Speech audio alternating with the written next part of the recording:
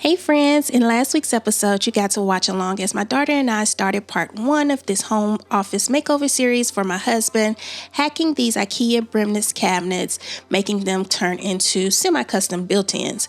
This week we're picking up where we left off, but this week we're going all custom. I am custom building some bookshelves to go on top of what we built last week. It is by far one of the most challenging projects I've taken on so far, but I loved every minute of it and I can't wait to hear what you think.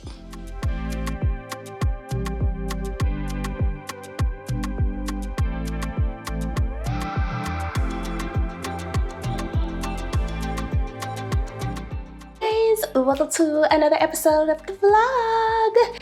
In today's vlog, we are going to be showing you how we DIY these custom-made bookcases as a part 2 to the hubby's office makeover. And I'm so excited because I am so proud of the work that me and my daughter have been able to accomplish with building out these bookcases. And I must say that the hubby is too. Now, before we hop into today's video, y'all check this morning lights. Such a vibe. I walked in this morning to record the video and it just made it so much better because the sun is peeking in through the trees from outside. Like,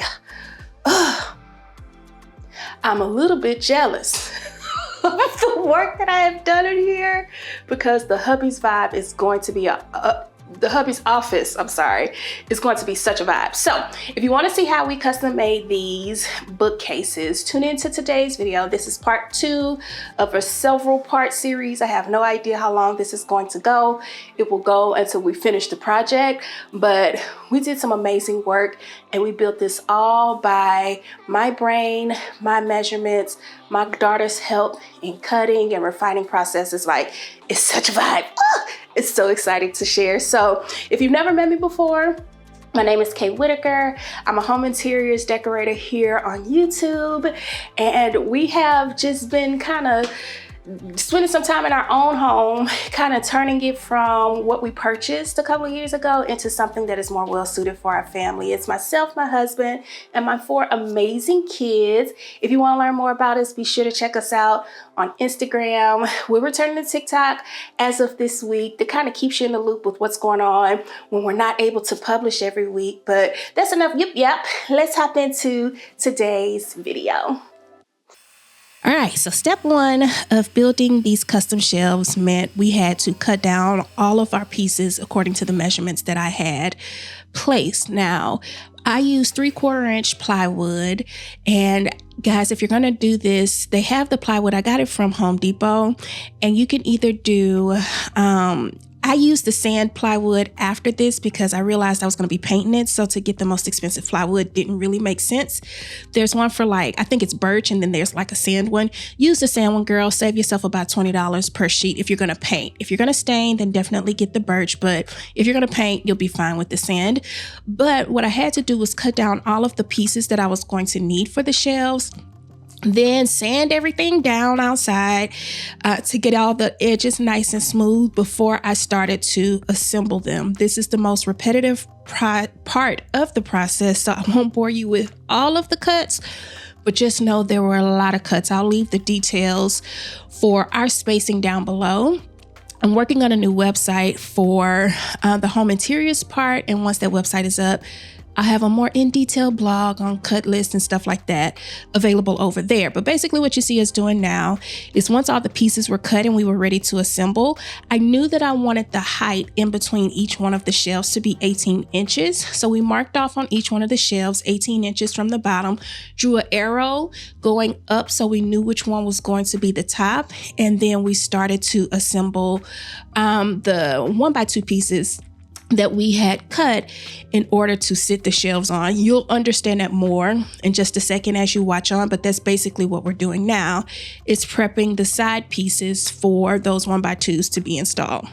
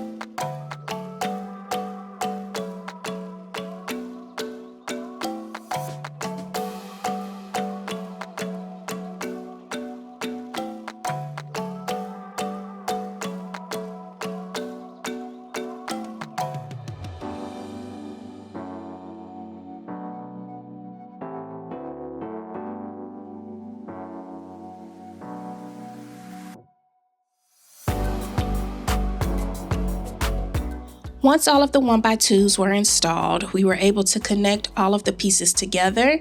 So for each one of these, you'll need 2 side pieces, a top piece, and then a back piece. And then you'll see in just a second here, we assembled the back piece and did some of the install for the 1x2s on the back inside of the office, just making it easier for us to pick this shelf up, because once it was assembled, it was heavy as all get out. But all we're doing here is we use pocket holes to connect everything so they're nice and strong, with a little bit of wood glue in between to keep them nice and sturdy.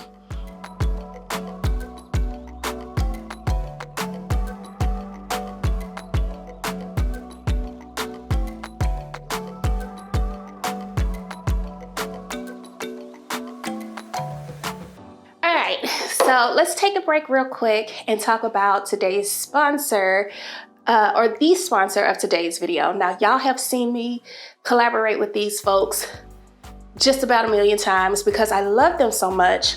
And while we're working in the office, like once we're done with this, it's gonna be time to start looking at, the pieces that we're gonna bring in to style it and stuff like that. And one of the major areas in this room that brings so much attention to the room is the actual windows. So with the windows, in future projects, or in future videos of this series, you'll see me kind of go in and I'm deciding on whether or not I want to paint the trim of the window either white or black color. I'll know what I'm gonna do once we have everything else painted in here. But in addition to that, we're gonna need beautiful window treatments. And who better to do that than our friends over at Nicetown?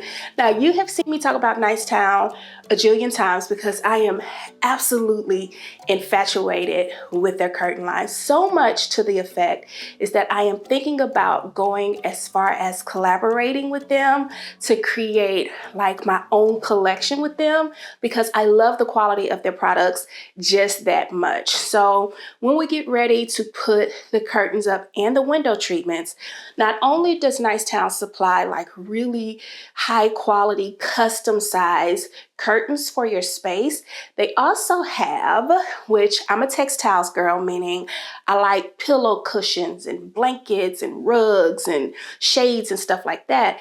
And lucky for me, and also lucky for you, Nicetown also offers a couple of those options as well. So while I'm looking for the curtains for the space, I think we're just gonna do a solid color, but you also have the option to do like roller shades, which I think is what I'm gonna do in here. Now, I've been on the fence on whether or not I wanted to add roller shades or if I wanted to do something like shutters across the whole home, which is why you hadn't seen me install anything as far as shades, blinds, or shutters on the window, because that's still up in the air. But while I'm thinking about it, I'm also gonna need textiles for his office. And I've been able to try out and get my hands on some of like their new blankets and pillow covers, and they are absolutely phenomenal. So let me show them to you really quickly, because as always, I always got the hookup and the plug, but I thought it would be cool to kind of introduce this to you, because in the next video series, we're probably going to be shopping and sourcing for products to go in here, and this is definitely going to be on the list. So what I have here is a collection of blankets and also pillow covers that I don't think we're going to use for this space. These are actually going to go in the office, but do you see this? Like, let me step back. This is a small blanket, and I'll have to get some B-roll because you can't even see this around me, and it is so thick, so chic. Now, I am also working on the living room. The guys will be here tomorrow to completely retexture my living room wall. I'll keep you up to date with that in like some shorts and my Instagram videos. But these blankets and these pillow covers are actually going to be used in the living room for this season, because I believe in changing up the textures in your space by the season. And it's January, so we're gonna have a cold run for about 6 weeks here. Our last frost date is through April 1st. So while it's cold, I'm gonna get cozy, and I was able to get my hands on some of these, and I'm really excited about it, because we're gonna need like cushions for chairs and stuff like that. And I can also get custom sizes in some of these pillowcases for extremely affordable. So if you're like me, and you like to kind of add that texture to your space through blankets and pillow covers, things like that, head over to Nicetown. Like if you've tried their curtains or if you've heard me talk about their curtains, they're extremely high quality and these products don't fail either. I'll show you more of these when we get to the living room series, but I just kind of wanted to drop that in because they are definitely on the sourcing list for the windows when we start to add in the curtains. I might just start with the curtains, and then once I decide on whether or not I'm going to do shutters or roller shades across the entire house, if I do roller shades, I'll go back and source them from them as well. But I just kind of wanted to drop that in because they've been so gracious with us and sending us products to test, and everybody that has gotten products from them has really talked about how good they are. So I wanted to share them with you again. So that's it. That's today's video sponsor. Let's continue on so you can see the extra struggle that we got going on with these bookcases. And we'll be back at the end to chat about what's next. Picking up, once the outer shell of the bookcases were assembled in the garage, we brought everything inside and we installed the back part 1x2s that the shelves are going to sit on inside of the office. Again, this is reinforcement for the shelves. Now I use 1/4-inch plywood on the back. Doing this differently in another part of our home, I would definitely use 3/4-inch plywood all the way around. It's not worth saving the extra coins on the back because the 1/4-inch plywood isn't as sturdy as the 3/4 inches. And while aesthetically it looks okay, it did cause some issues with us when we were installing. I was able to work around them, but getting these installed on top of the bookcases is a heavy job, and hindsight is 2020. Looking back on the whole entire process, doing this again, because we're going to do this again, I will install everything, bookcase, shelves, all the things before I actually install it to the wall, just because it can save some time by getting everything installed off the wall and then just tapping into the actual, what's the word I'm looking for, the studs once you get it on the wall. But basically all we're doing here is getting those back supports installed so that we can lift it up and add it to the wall. Now, up until now, this is taking a lot of legwork. You can see how dusty I am. At this point, we started looking for studs on the wall. I am going to say when you are searching for studs, search once, search twice, search 3 times to ensure that you are marking for accuracy. I marked on the wall where the studs were because these bookcases are heavy and it is really important for you to be attached to studs in the wall to ensure they don't topple over. Make sure your batteries are good in your stud finder, and then mark not only on the wall, but mark on something, put a piece of tape down or something where you'll be able to see, because once it goes up on the wall, you can't see it, friend. And I wasn't thinking that far in advance. I went ahead and marked all the studs off. I will say that getting these on the wall was quite difficult. So after I got the studs found, I told my daughter to put the camera down. Let's get this on the wall so that we can get it on the wall securely. And I can focus on that versus trying to focus on the camera. I haven't got that good yet, but in just a second, you'll see what it all looks like installed.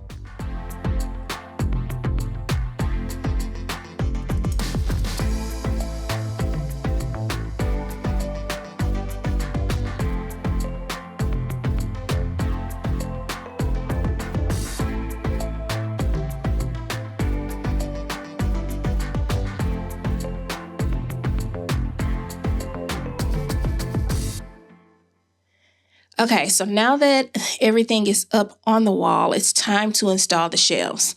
So initially when I put those 1x2 pieces in the frame, I knew that I was going to have to add some additional 1x2s underneath to attach to not only the pieces that were already there, but to attach to the top board so that I could beef up the shelves. So I'm ultimately building shelves on the bookcase, which is why I'm telling you to do this on the ground, which is why I'm telling you the next time I'm going to do this on the ground, because you can see a lot better. You don't have to be on the ladder, so on and so forth. So all I did was I cut a bunch of 1x2s to the depth of the shelf, all the way back to that back bracket. That's a 1x2 running along the back. And I glued it to the top shelf, as well as tapped it in with nails on the top to ensure that it was in place.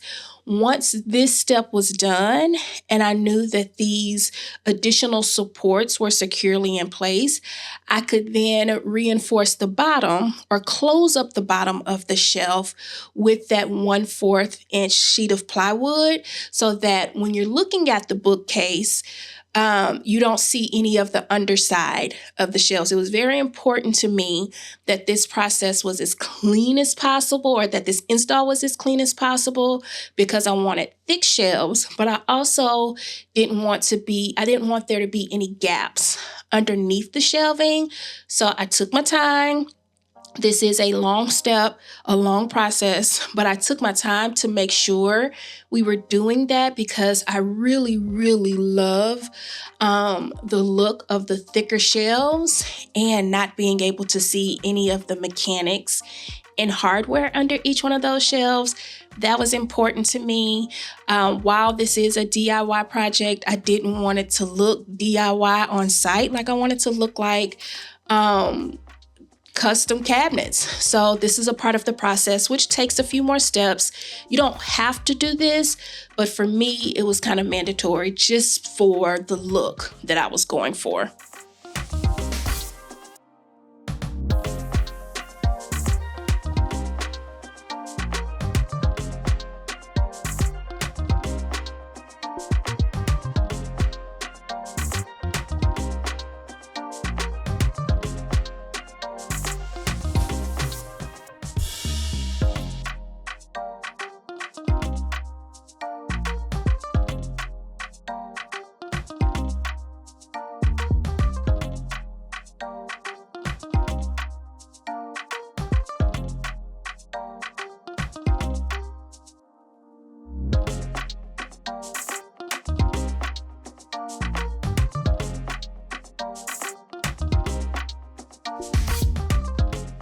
Now, as I was installing shelves, my daughter got smart, because she was just sitting there. She was like, "Mama, you want me to go and start cutting a trim for the bookcase?" And I was like, "Girl, you smart.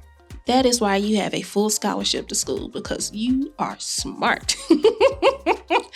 So while I was cutting the shelves, Jordan took all of the trim work that we were going to use for the surround of the bookcase to close it in and make it look polished. She started cutting that to size for us. So you'll see me going back and forth between installing trim with her and installing shelves, because at this point, we were both working on something different simultaneously, which saved a whole lot of time. So I know in the future that when I tackle this process, it's going to be helpful to have Tim cutting while I'm installing, so that it can move faster, because that was like the energy that I needed. We were working on this really late, and to be able to simultaneously work on both of those things at the same time gave me like an extra boost of energy to keep going, because guys, this project was hard. It was not easy.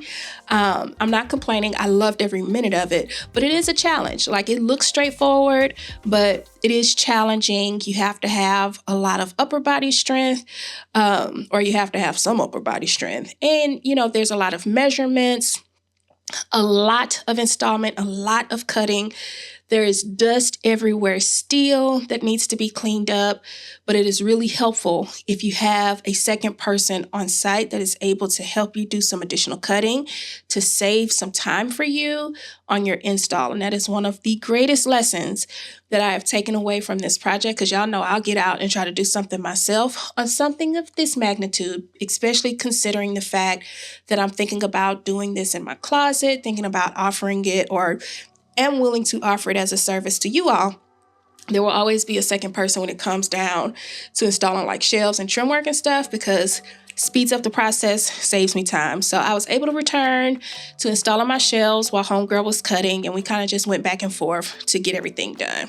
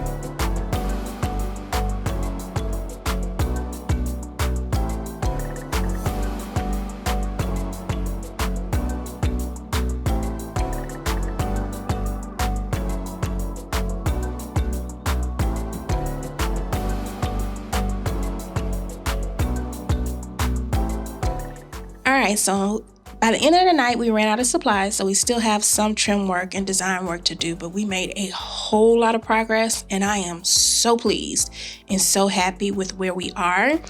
What I have left to do now is cosmetic, doing some trim work around the middle part that's open, and I'll talk a little bit about that in the outro, but guys, I am so pleased with where we are right now. I can't even explain the excitement, and Tim is overjoyed.